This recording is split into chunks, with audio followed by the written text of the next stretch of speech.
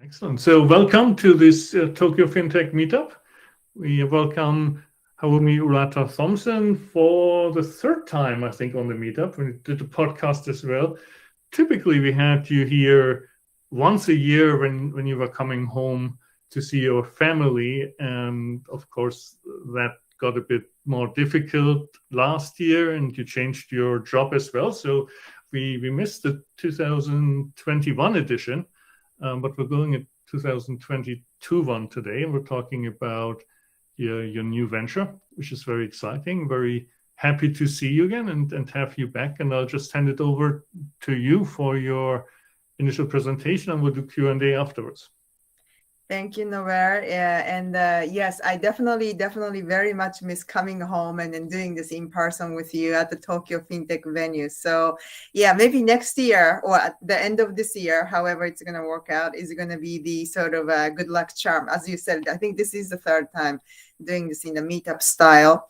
And this is, it's going to be really great when I can come back in person. And then also, for those of you online and listening to this on the podcast, happy Women's Day. Today happens to be the International Women's Day, and then I feel very lucky to be able to present my topic today on such day. So thank you very much for hosting us as always. Our annual, almost like a promise that happens every year.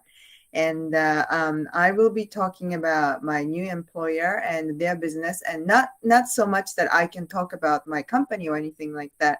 But I think within the blockchain field, I think they have a very interesting business model. And then also it's all about building out the infrastructure for the blockchain projects that have actual utility. And also, we forever talk about sustainability that the blockchain can provide. And we don't necessarily kind of realize what that sustainability really means. So I think that an infrastructure providing company like this is kind of all in one. And I think it's an interesting sort of project and proposition that we can talk about. So, I mean, that's why this is going to be an interesting topic for me, generally speaking, to talk about. So without further ado, I'm going to present about a little bit about Emrit, the company that I am currently working at. And I'm going to be sharing the screen to just go over the company at high level, and then we can talk about everything else afterwards. So here you go. Let me do the presentation style. And as I was introduced, I'm a CFO, the Chief Financial Officer at Emrit, and I'm presenting for the Tokyo FinTech today. So whenever you talk about startup, or whenever you start talking about project, right? Or whenever you start, whenever you start talking about starting a company, starting a project, the first thing that you really need to think about is whose problem are we really solving? Because without the purpose, without knowing whose problem you're solving, what kind of solution are you really building, right? So the problem that we're solving are the blockchain infrastructure is highly complex to deploy. And the demand for the infrastructure has way outpaced the supply, and causing a significant jam without having a proper infrastructure. So let's for a moment forget about what Emrit does or what Emrit stands for, and think about the time when you do anything at all on the blockchain, maybe sending the coins to somewhere or trying to do something on the DeFi platform, or trying to track everything that you've got. Everything brings a little bit of a challenge that you did not think about, especially if you come from the TradFi, the traditional finance side, right? So infrastructure building is very much of a challenge that we face with, and a lot of money is going into that. So the requirement that we have in the industry is that we need to obviously have the expertise and the fluency of the blockchain technology or certain protocol fluency. and the capabilities and expertise that is institutionalized so that we can provide a solution, not at the individual one-off basis, but in the more sort of business approach. And where the hardware or certain things are required, a deep supply chain access and redundancy, right? Because without it, how are you going to really solve the problem? And the solution, in case of what Emrit is doing, and we are going to go into the actual, actually what we're solving in a little bit, is purpose-built blockchain infrastructure, the Emrit cool spots, the significant investment in the best-in-class operation managed services capabilities, and an extensive and proprietary supply chain network. What this really means is that there are a lot of blockchain projects that have a utility, that have a purpose, that need a little bit of a leg up from the companies that have blockchain knowledge, but at the same time also a little bit of hardware support. So we are really distributed company. We are not even 40 people company yet, and then we are operating out of 6-7 different countries, and that's not including some of the tech outsourced tech supports and stuff like that we use. So we are defining a real new category as a distributed blockchain infrastructure company. And when we say distributed blockchain, when I just joined the company, I said, what does that mean? Distributed blockchain. Blockchain is already distributed. No, what we are saying is distributed blockchain infrastructure company that enables the real-time outcomes that drive greater global connectivity. So we are a group of people who are operating from all over the world, trying to create a path to a true decentralized web solution. So what does Emrit really do, right? So our vision is to create a global network of hardware hosts and embedded software services with ready-to-deploy blockchain applications. And what this really means is there are, as I was beginning to kind of refer to, there are a bunch of blockchain projects that have a utility that otherwise requires certain type of sensors or a little bit of a device that provides a connectivity in much cheaper way to the society, or collect the data in a much more distributed, much cheaper, much less organized way, that can be and by far more efficient way, because each individual like myself, yourself, become the people who are providing a connectivity to the world or collecting certain types of data from the surroundings, instead of laying out a really big, heavy infrastructure, such as a big antenna or a lot of expensive sensors all around, and one company trying to do it all by themselves. And in return for your individual involvement, you get a cryptocurrency or token rewards for that.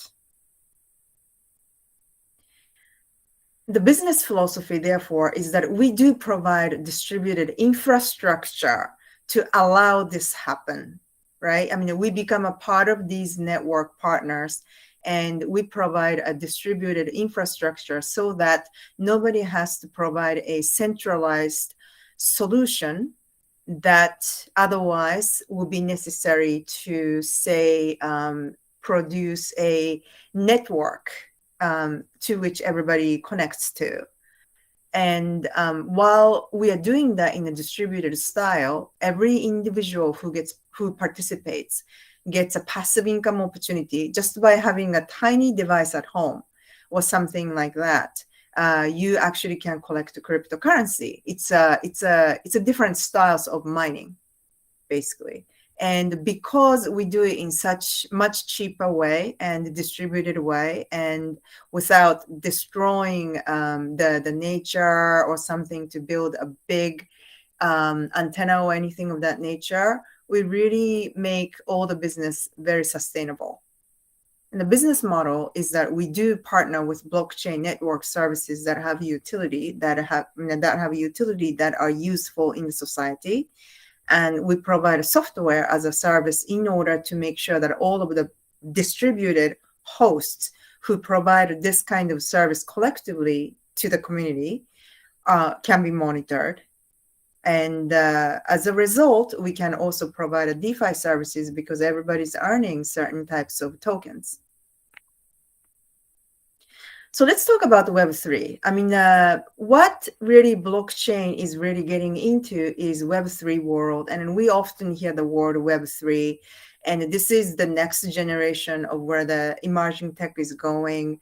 And blockchain companies, the projects are serving in the Web3 world. But what does that really mean? So I just wanted to make sure that we understand what Web3 means. Instead of jumping into Web3, let's just talk about Web 1 and 2 that allows us to have a better understanding of Web3. Web 1 is, for those of you who are older than, say, 25, 31, you probably would remember when the web originally was kind of starting. So that's the first iteration of website conveying information using text and images, stats, but not dynamic HTML. And it's only, it's read only. We couldn't do anything with it. We just got the information and that was it. Web 2 is where it becomes interactive. And certain social aspect came into the picture. It doesn't require complicated development in most parts. A lot of people can just utilize a kind of the kit to build this kind of web. Monetization began to occur because people could have two-way communication, whether you're placing the orders or having a social media. But the way any kind of data that flows through is controlled, or not controlled for that matter. Participants have no control over the data collected, right? So companies, the web giants like Google can collect as much data from you as possible. You don't have real control over how much of data these companies get out of you, as long as you're on the website, or as long as you're online, and you really have no control over how they might make money off of what they collect off of you, right? So that's where we have been for a long time. Now Web3, with the introduction of things like blockchain, it's decentralized at core, using blockchain to run peer-to-peer nodes or some variations of this type of a structure. This means verifiable, trustless, self-governing, permissionless, distributed and robust, stateful, and native built-in payments. So basically what it's saying is that it's got everything that a Web 2 has, but much more in controlled manner. And we are giving back the control to the people who actually provide data, so that you don't have to be in a position to trust someone that they will do the right thing with the money, the data, with the kind of activities that you might be conducting, but you can control how much of what you share with whom, right? Or if you are in a position where you do have to share it with somebody, you still will have a way of, say, monetizing some of the things that you share with your counterparty in some way. That's where the Web3 has been. That's the Web3 philosophy. That's where the current and the next generation web is going. And that's where the blockchain companies like ours are operating. So let's go back to Emrit for a little bit. Where we play, I think this has been already somewhat touched upon. So I'm not going to go too much into what we do, because again, this is not about talking about Emrit, but I'm here to really kind of talk about the blockchain, what blockchain can do, and what kind of infrastructure play we need in order to be a comprehensive financial services or whatever we need. And then also we provide the best service that we can to the people who are on the other side of a company, just so that maybe, if you're in the financial services or if you're in supply chain, whatever you are, you might be the next infrastructure provider, right? You might be the next biggest player in your respective field. The way we partner with the companies like Helium and Planet Watch, and we provide the services that I have mentioned previously, partner with the blockchain projects, and we partner with the OEMs to make sure that the necessary hardware is in place, especially since when the corona lockdown happened, and then we have a supply chain challenge. There are only so many companies that have a good access to the distributors to make sure that you have a steady supply of hardware where the hardware is required. So that's somewhere where we're playing, and as a part of earning for ourselves and for our hosts the cryptocurrency and whatever not, we are in the position to be able to provide financial services, and also out of necessity we can provide a performance tools so that a lot of guys who want to monitor a number of different devices out there can leverage what we have built.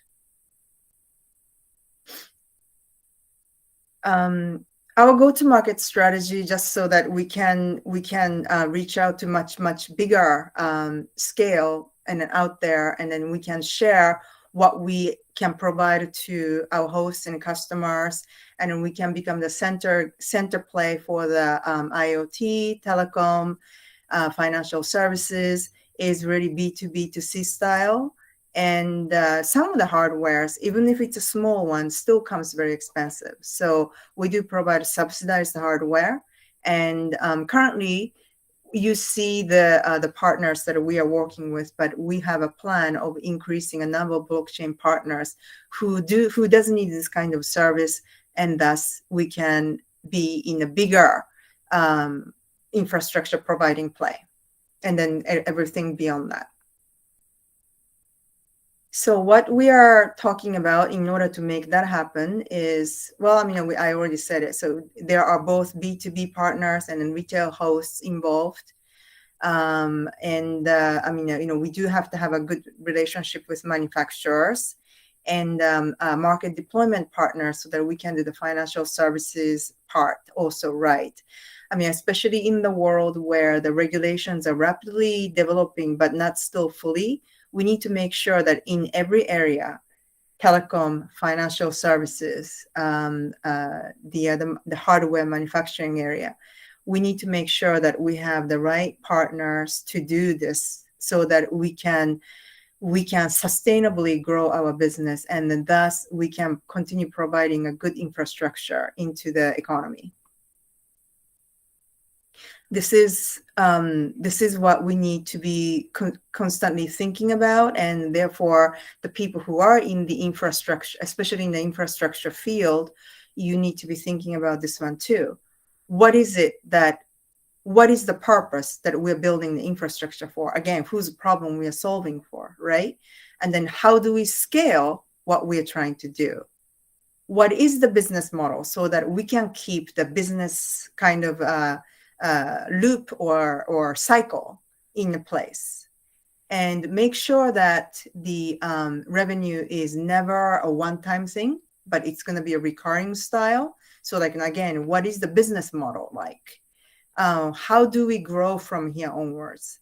And of course, we need to make sure that we have a experienced leadership team to make sure that this cycle keeps going. So I talked a little bit about how you earn the coin is you're really effectively mining the coins, right? By part of the infrastructure provider in the style that we do. Not everybody is necessarily providing the infrastructure the same way, and not everybody is earning the revenue the same way. But if you are involved in one way or another in the mining of certain types of coins or tokens, then there are several different ways the coins are being mined. Probably the most famous one, the biggest one that most of the people are familiar with is the ASIC mining. Basically, this is otherwise known as a Bitcoin mining. So it uses the biggest machine that cryptocurrency industry uses. And what it's doing is on the back of that, it's solving a very complex algorithm. And so it requires a special equipment for that. And because it's a bigger machine, obviously it's got a higher performance than CPU or GPU way of mining. But of course, it's more expensive, and you need some place where you get hosted, or you need to actually build a place. It's almost like owning a factory. Well, it's not almost owning a factory. It's basically you're owning a factory, and you need to think about the electricity you use, how to keep the place cool, how to make sure that machines don't go down. You effectively become a factory owner by doing this. So today, basically, Bitcoin, Litecoin, and Ethereum are mined this way. Of course, some of these guys will evolve into something else, and Ethereum is working on a new infrastructure, right? CPU mining is basically finding a hash using CPU, and much lighter coins like Zcash and other coins, Doji coins. I mean, those are the ones that are mined through CPU mining. GPU mining is more economical way to mine than ASIC mining, of course. A standard GPU rig is usually composed of a processor, the video cards. So it's basically a probably something that is more familiar. It looks more familiar to you since we're talking about the video card here. And there are some known coins that are mined through this. And let me just move this so that you can see it. Yeah, that's what GPU mining is. I mean, CPU, GPU. I mean, this is basically using your computer power at the end of the day, right? As opposed to ASIC, which became a really independent machine. And then it comes to individual mining, which basically means what the projects like Helium or Planet Watch do. So you need some kind of equipment involved in doing this. The tiny, maybe a device of about this size too. I mean, if it's an outdoor, bigger type, it might become a little bit bigger than that. But for example, like Helium indoor mining is about this size. And a little bit of technical expertise may be required depending on what you are operating. If it's a little bit bigger device, or if it's like an outdoor machine, you might need a little bit of technical expertise. But it's not so much that you need a technical expertise like ASIC machine, but it's more about how to make, it's more about you're making sure that the device is always on, connected, so that you are providing the service that you need into the community. And the project like Helium pays based on something that's called proof of coverage, because what Helium does, both for the LoRa one, the lower frequency connectivity, or 5G.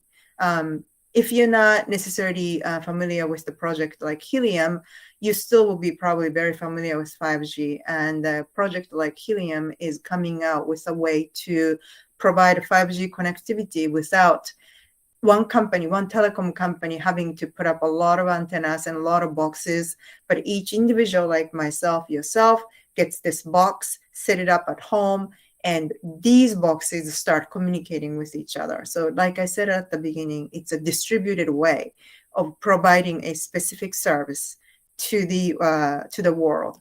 That's what some of these blockchain projects are solving. So that's what they do. And actually that brings me to the end of my presentation. So let me stop. And at this time, I just want to see, first of all, I have been talking for the last 25 minutes, 30 minutes. So that comes to the end of my presentation. And then I wanted to see if some of you might have a question, or maybe we can get into conversation. Thank you, Harumi. So I've switched the controls. If you want to ask a question, you can open up your microphone. I think you're automatically muted at this point. So I've written a few notes. So I'll keep firing away until you interrupt me. So if you have a question in the audience, just raise your hand or just unmute and interrupt. Where do we start? What makes the most sense?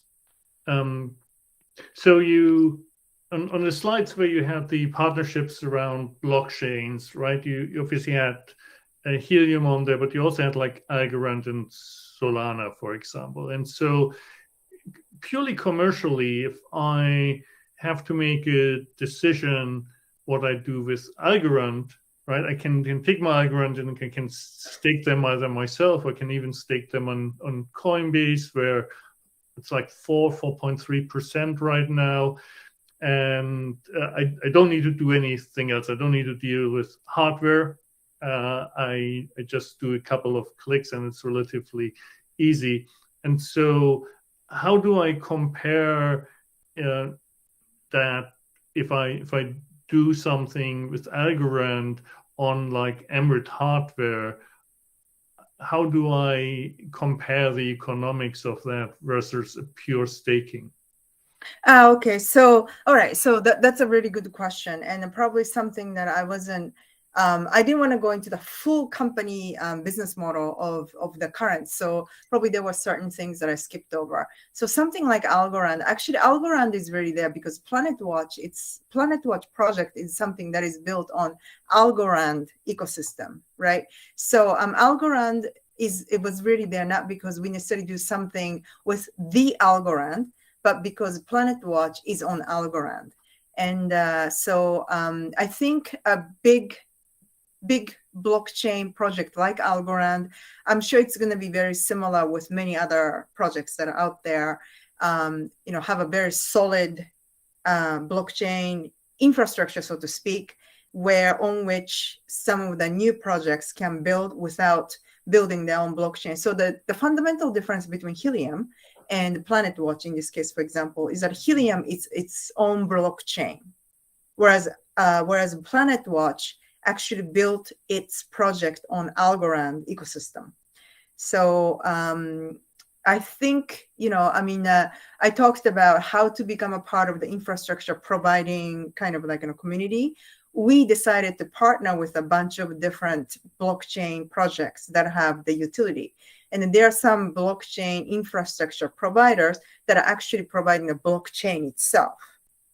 And then, of course, there are some others that are providing custodial service or wallet service, right? So there are a lot of different infrastructure that we are talking about. We just happen to be in the space where we partner with the utility companies and make sure that how they are intending to involve the community goes smoothly.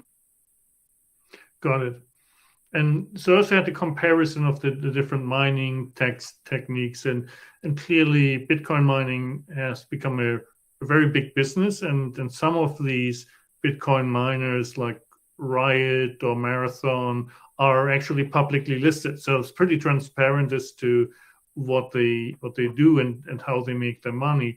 But it also leads down a path of a certain amount of centralization, right? And so question is, does this matter from an Emrit perspective? As you said, the device, because it's hardware that is involved, there's a cost involved and it's subsidized. But if I had, right, I was raising $10 million and I would buy up all the Emrit devices, then what we still might have a distributed system, but it's hugely centralized organizationally because I own it all.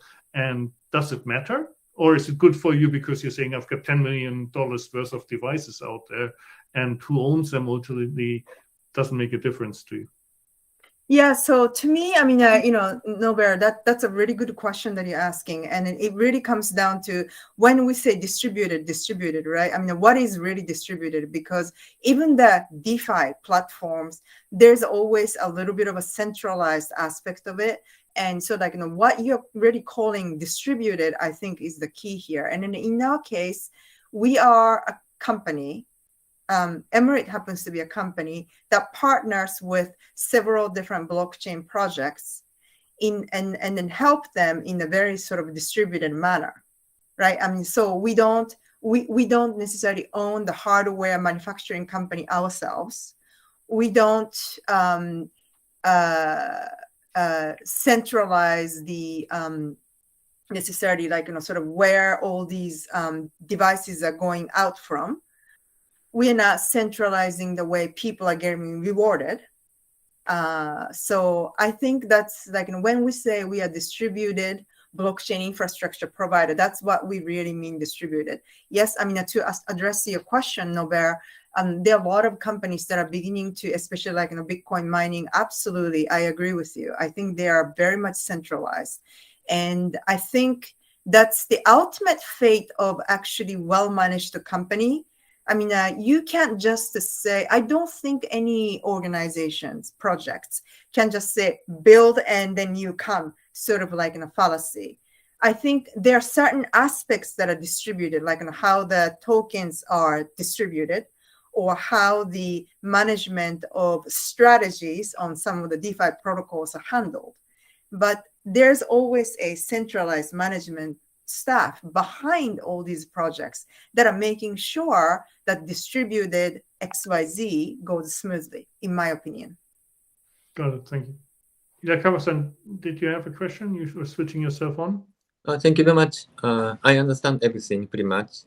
And so how can I start, how to involve the army? How do you get involved in the what was the how to start the army network? Oh, you mean how could you get involved in Emrit? Yeah, right.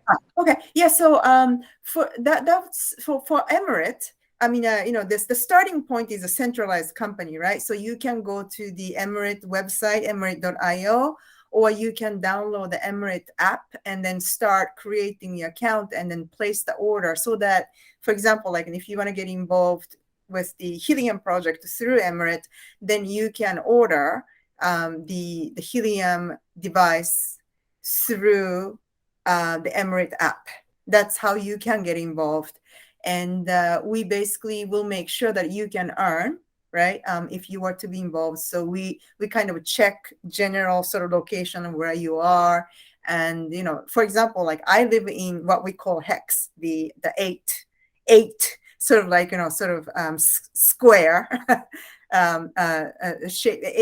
eight-shaped area where I'm together with like more than 50 other devices, right? So there's no way, if you are living in the same quarter as I am, you can only earn so much of Helium, the HNT token. But I am living in the middle of Manhattan, so that's a little bit of a special situation. So we want to make sure that you can earn enough, and then we'll identify what your area looks like, and then we obviously will determine your earnability if and when your order comes through. Same thing with Planet Watch. Planet Watch, we're just starting, so there's not such firmware that is allowing us to do so. The software service has not quite caught up with the a Helium service yet. Okay, thank you very much. Of course, thank you. You might have answered that question already now, but was kind of wondering who decides what's running on the device, and you were alluding to that you actually have different firmware software running for Helium and Planet Watch, and then maybe other things that might come in the future. Right, so it's a specific purpose-built hardware for that protocol. It's not a general purpose thing where based on what the density is, it's, for example, it wouldn't be nice if, as you said, like you get the device and you start off with thinking I want to mine Helium, but then you figure out there's actually too many devices and it's not going to be profitable, and you just flip a software switch and then you move it to Planet Watch, right? These flexibility of how you use it. But I think what you were saying is when I order the device, I basically make a decision which protocol I'm going to support. Yeah, I mean, that's how it is today. I mean, we are obviously because we have the direct relationship with the manufacturers, we are definitely looking into different possibilities of how we can deal with the hardware down the line. I mean, today, because the company really started with the Helium project, our manufacturers are creating the device for Helium. But I'm sure down the line it's going to be different as we kind of as we progress forward with Planet Watch. Maybe something else will come down the line as well.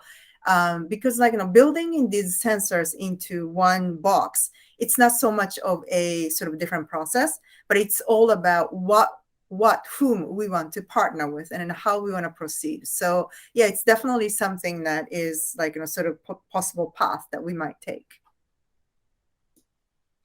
And it goes back a bit to the profitability of it. So on the one hand, I don't want to deploy the device where there are already many, but because it needs to have utility, it's also, I can't deploy it somewhere on the countryside where there's nobody using it, right? So I need to balance the two, understand it right. So if you go like into whatever, rural Japan, North Hokkaido, right? I can't. There's probably nobody running an Emrit device. Who knows? You would know better looking at the map. But there's also nobody using like a helium protocol because there isn't that many people around. So is that the balance I need to strike? Really good question, Norbert. I think you understand the company model better than I do. So yeah, I mean, it's actually a really good point. And if you're already living in a very, very dense area, there's only so much you can do, right? But if you're living out in a very rural area, then what you can do is you can like team up with your friends, or you can actually like utilize the big sort of like backyard that you have, or however that works. And maybe you can be the multiple device owner and then start creating a community on your own to start, right? So these are the things that you can think about. And if you do it right, you could possibly, I'm not a financial advisor, I can't say this like as an advisor, but you could be earning a good return out of some like infrastructure like that. So it's probably my last question, but I think when you said, oh, I joined this new company and I was just pulling up the website and really just literally scanned through for 10 seconds what it says, I felt it was somewhat similar to another project I know, Threefold, and we had the founder of that on the podcast once. But after hearing your presentation, comparing it, I think they're fundamentally different. And so, and that's maybe a bit going into what are the limitations of Emrit, because yes, you run an efficient protocol, but you still run it on the internet infrastructure as it exists today, right? While the Threefold approach was to say we're actually too heavy. There's so much legacy in how we running the internet today. Let's build a lightweight internet, and then they're building kind of that whole communication infrastructure from the ground up. It is much more lightweight components, and so I do see the approach kind of fundamentally different. So you're still dependent on what exists today in a way. You make it more efficient, but it's not necessarily the next generation. Right. So yeah, I mean, there's definitely that, and like sort of the network keeps growing until it cannot grow anymore, right? And so it's like if you are only working with one blockchain partner, obviously that's a limitation that you're going to bump into. So while it's still growing, each device efficiency, mining efficiency might go down a little bit, the same way like Bitcoin is happening, right? I mean, that has a little bit of different, a different economy, but still like while the Bitcoin price is going up, it's great. But when the price really depresses, then what happens, right? I mean, the same thing happens with any kind of mining sort of mining project. So while it's growing, it's great. But if it stops growing, and then the sort of a price cannot like outgrow the sort of a slowdown of the overall mining, then what happens? So what you need to be constantly working on is obviously where Emrit is going, like find more partners, and then don't just rely on the internet and the IoT aspect of it, but think about what else you can do. Like, do you build software business? Do you want to go into some kind of financial services? So diversification is definitely a key, and I think every project, regardless if it's blockchain or not, and regardless if it's infrastructure or not, at some point, if you do think that you're hitting the sort of growth limit doing just one thing, then you need to think about diversification of business. I think this is like a lifelong lesson, right? Don't put everything into one basket. Right, and it's also Well, you give like lots of things to think about actually, right? Because I also come back to Hirakawa-san's question. I want to get started now. What do I do? And I don't know how your distribution network is. So maybe right shipping it from the US to Japan might be already pretty expensive and obviously then impact my profitability. The other aspect is also if you're very actually successful with the way you're doing it, the way hardware goes, if you can scale up the production of these devices, obviously the cost of the devices will decrease over time. So that might become much more profitable on that side then as well. And then it's the question of where do you get the energy supply from, right? I'm always amazed that I don't think like Japan energy prices are super expensive compared to Europe, maybe super expensive compared to right the US, which is dirt cheap energy, but there the people mining Bitcoin somewhere in Tohoku as well. So if that is possible, then right anything else you should be able to kind of make the economics work. But obviously, if you had cheaper renewable resources, right, wind energy, solar energy, or water, then that might be beneficial as well. So, are you also working with partners who have like wind farms or solar generating capability, because obviously their access to cheaper energy to supply the devices and have them run and earn the income would be a benefit. Okay, so there's the fundamental difference between something like ASIC mining and then something like this individual mining, because we're talking about the device of about this size. And it can run with the electricity of maybe like having a couple of light bulbs. That's all that's required for this particular device. As we partner with different projects, and then we deal with like an indoor small one versus outdoor a little bit more complex one, or 5G becomes a little bit bigger devices, right? I mean, the amount of energy source required becomes always a little bit different. But still, we're not talking about this huge machine that are running a very, very complex algorithm all day long at the full speed. I mean, the Bitcoin, I think, is always going to be a little bit, and maybe Ethereum to that extent. I think it's always going to be a little bit of an outlier. And even the traditional, more like a Bitcoin style, as more efficient machines come out, as more sort of different ways of proof of XYZ comes out, I mean, the price is going to decrease. Bitcoin may not change at this point, but I think all of the projects will be really probably like changing over the course of time. And then these what I classified as the individual mining, it's really like something you can bring home. A lot of them you can just bring home and then use the home electricity supply, and it's not going to bring down the home power.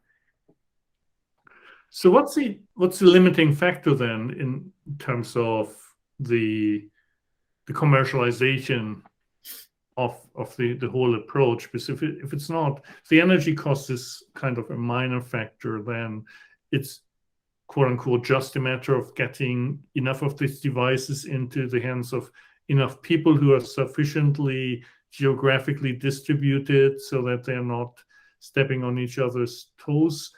Where's the constraint in growth for you as Emrit?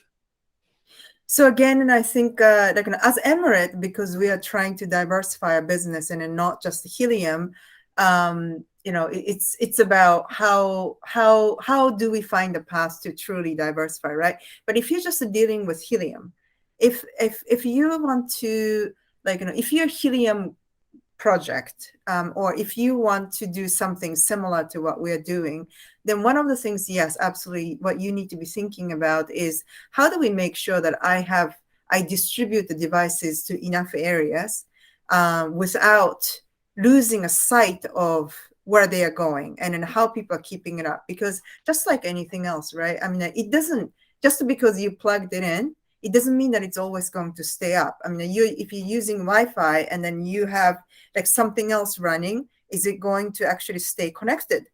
Is it, I mean, are you you happen to get crowded out without you knowing anything about it.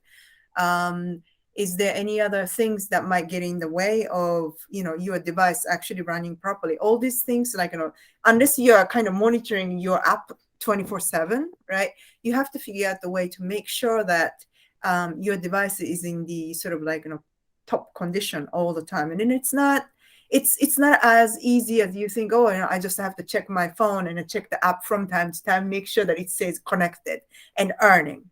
Right. So, I mean, if you're running maybe 1-2 devices, maybe. If you're running 100 devices, it starts getting challenging. If you're talking about several thousand devices, then you really do need certain type of structure where you are systematically monitoring what you have, and you have a way of reaching out to each places and say, look, it seems like, you have everything down. What are you going to do? Right? Because otherwise, that is really your earning. Up and running is how you earn. If it's not, then it's really a waste of everything that you're doing. So those are the things I think you need to be thinking about. I mean, I think from everything you said so far, is now we almost reached a point, right, when you can talk about this another 3 hours, but ultimately you need to get like a device and get going and try it out and see how it works to get a really meaningful impression, right? Yeah. It's a practical thing. It's not a theoretical thing. It's yeah, exactly. And it's much easier than kind of handling MetaMask or something like that. I mean, I have been in crypto world for a while, so I'm not going to say, do just one thing and not the other. But if you are first time, that's, I think, another thing, because we are dealing with something that people can relatively easily figure it out. Keeping it up is another matter, but like buying a box and connecting it at home, it's not the biggest rocket science, right? So I think business structure like that of Emrit, it's a very user-friendly structure for the people who are not necessarily familiar with blockchain or cryptocurrency, and would be a interesting sort of like first step for many first timers to take.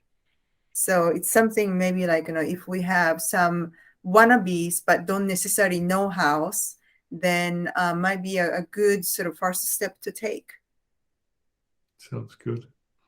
So if we both take a look at society, or Kawa-san and myself, and if the shipping cost is too expensive, then we wait for you to come back to see your family, and when you That's come right. from New York to Japan later this year, maybe you can bring us a few of these small boxes.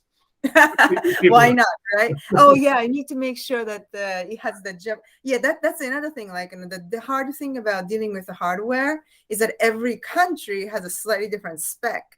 So you need to make sure that your manufacturers can handle that, right? So it's not enough that you have a relationship with the hardware providers.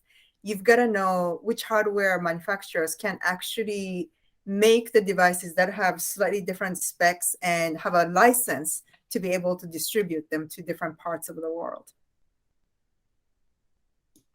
Yeah, so I mean, that this may be too broad strokes, right? But I always feel, and I've been in Japan long enough, I'm hopefully allowed to say this, but anything that has a hardware component, embedded systems, and hardware-software combination things actually plays to the Japanese strengths. I don't think the Japanese strength is pure software. So it's actually, I think, a very interesting model for this market, because the skills to understand it and to manufacture it, to deploy it, to develop it further, I think, are here. That's true. And then probably after sort of this, like after you sell or after you distribute the devices, the service is going to be spectacular, right? Yeah, absolutely. Yeah, so Mikitani-san might not like it because he's just blown a couple of billion in building his 5G network. So okay, this was great. I think I've exhausted all my questions. Hirakawa-san, I don't know if you wanted to ask anything else. Also fine, great. Really good to see you again, Harumi. I know. It's been a long time. Yeah. I So- definitely want to do this in person next time. Yes, and then Excellent. we can show people the box and have them touch and feel it as well, and then That's true. That's true. well, hopefully you will still be with Emrit at the time, so we need to expand the topic a bit beyond what we covered today, but we'll kind of stay in the same space, and you probably support more protocols or maybe different form factors on the devices or whatever else might there in innovation in the pipeline. Yeah, no, definitely. If it's going to be 1 year, maybe like a financial services side might develop faster than the number of blockchain partners, but it will definitely add something to what we are offering today. I have no doubt by then. So looking forward to doing the part 2. Super, sounds good. Thanks very much, and Great. very late in New York now. Grab a nightcap and have a good night's sleep. Will do. Thank you very much. Thanks everybody for Thank you joining. for your time. Talk later. Bye bye.